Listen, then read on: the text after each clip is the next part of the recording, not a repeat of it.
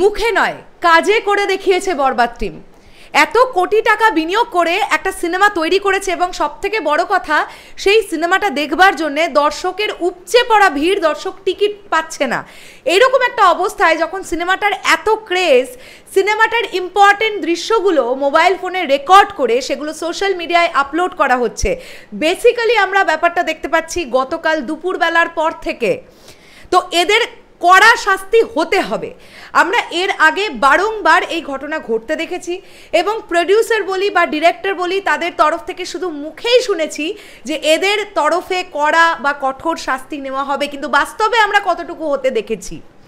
কিছুদিন আগে মেগাস্টার শাকিব খানের সঙ্গেই কাজ করা একটি প্রযোজনা সংস্থা রিসেন্টলি রিলিজ হওয়া ছবি, আমার এক্স্যাক্টলি মাথায় আসছে না কোন ছবিটা, তারাও কিন্তু থানার বা পুলিশের সংস্পর্শে এসেছিলেন যে যারা পাইরেসি করছে তাদেরকে আটকাতে হবে। এই সেম জিনিসটা আমরা দেখলাম বরবাদ সিনেমার প্রযোজক শাহরিন আক্তার সুমি এবং ডিরেক্টর মেহেদি হাসান হৃদয়, তারা ইতিমধ্যে গুলশান থানায় উপস্থিত হয়েছেন এবং মামলা দায়ের করছেন। যারা ছবিটার পাইরেসি করছে তাদের বিরুদ্ধে কড়া শাস্তি নেওয়া হবে। পুলিশ প্রশাসন যোগ হয়ে গেছে ব্যাপারটাতে। আমি তাই এখনও বলবো, যারা মনে করছেন এইভাবে আপনারা বরবাদ সিনেমাটার ক্ষতি করবেন, আপনারা কিন্তু পার পাবেন না। আমরা একটা কথা বলি যে বাঘে ছুলে 18 ঘা, পুলিশে ছুলে কিন্তু 36 ঘা। মানে বুঝতে পারছেন তো ব্যাপারটা সিরিয়াস অবস্থায় যদি চলে যায় না, একটা কেউ বাঁচতে পারবে না যারা ছবিটার পাইরেসি করছে এভাবে। সাকিবিয়ান ভাইরা বোনেরা, তোমরা আমাকে ক্রমাগত লিঙ্ক পাঠিয়ে যাচ্ছ, মেসেজ পাঠিয়ে যাচ্ছ, ফটো পাঠিয়ে যাচ্ছ, আমি দেখতে পাচ্ছি সেগুলো। আমাদের যতটুকু যা ক্ষমতা আমরা প্রোডাকশন হাউসকে সেই লিঙ্কগুলো দিচ্ছি আমাদের তরফ থেকে।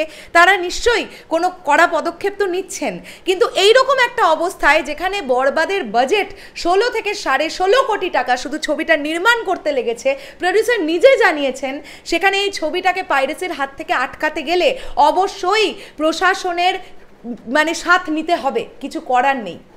আমি প্রশাসনের উদ্দেশ্যেও একটা কথা বলতে চাই যে আপনারা একটু সিরিয়াসলি দেখবেন বিষয়টাকে প্লিজ, কারণ এটা শুধু আজ বরবাদ বলে নয়, প্রত্যেকটা সিনেমার ক্ষেত্রে, স্পেশালি মেগাস্টার শাকিব খানের সিনেমা এলেই এই নোংরামিটা শুরু হয়ে যায়। এটা কারা করে? এটা কারা করে? যারা আসলেই বরবাদ সিনেমাটার ভালো চাইবে তারা কখনো এটা করবে যে ছবিটার ইম্পর্টেন্ট দৃশ্যগুলোকে ভিডিও রেকর্ড করে সোশ্যাল মিডিয়ায় পাবলিক করে দেওয়া? কিছু কিছু টিকটক অ্যাকাউন্ট তো দেখছি এমনভাবে বরবাদের সিন ছাড়তে শুরু করেছে, বাপরে বাপ কি রিচ! আর যারা দেখছেন তারা হয়তো এখনো বরবাদ দেখে উঠতে পারেননি, সেই কৌতূহলে খুলে ফেলছেন লিঙ্কগুলো। আমি তাদেরকেও অনুরোধ করব, আপনারা এই লিঙ্কগুলোকে খুলবেন না, আপনারা এই ভিডিওগুলোকে দেখবেন না। আর যারা এই কাজগুলো করছে তাদের কঠিন থেকে কঠিনতর শাস্তি হবে। অলরেডি বরবাদ টিম কিন্তু গুলশান থানায় পৌঁছে গেছে, তারা মামলা দায়ের করছে। আমরা দেখতে পাচ্ছি শাহরিন দিদিকে, তিনি কিন্তু লিখিত মামলা দায়ের করছেন যে যারা পাইরেট করছে ছবিটাকে তারা কেউ বাঁচতে পারবে না। আর এটা অনেক ভালো একটা ডিসিশন হয়েছে। প্রশাসন এগিয়ে আসুন, এই ব্যাপারটা নিয়ে আপনারাও একটু দেখুন এবং সিরিয়াসলি দেখুন।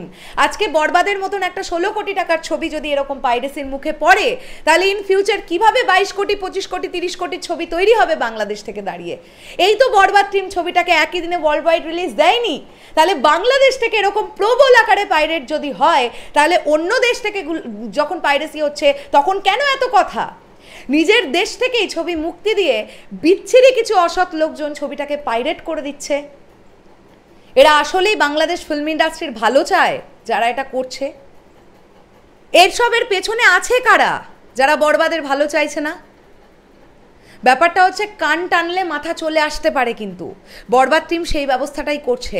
তাই যদি কেউ এরকম থেকে থাকেন, সিনেমা হলে আছেন, শুধু ভিডিও তুলতেই গেছেন, সিনেমাটা দেখতে যাননি, ব্যবসা করবেন বলে সোশ্যাল মিডিয়ায় ক্লিপ আপলোড করবেন আর পয়সা কামাবেন, তাদের জন্য কিন্তু ভয়ঙ্কর সময় আসছে। এর থেকে বেশি কিছু বলবো না। ঘেঁটিটা ধরে যখন টেনে নিয়ে আসবে না, তখন কিন্তু পার পাওয়ার জায়গা থাকবে না, প্রযোজকের পা ধরে কুল করতে পারবেন না। তাই এখন থেকেই সচেতন হন। শেষ করলাম ভিডিওটা, আসছি আবার খুব শিগগিরই। তাহলে এখনের জন্যে টাটা।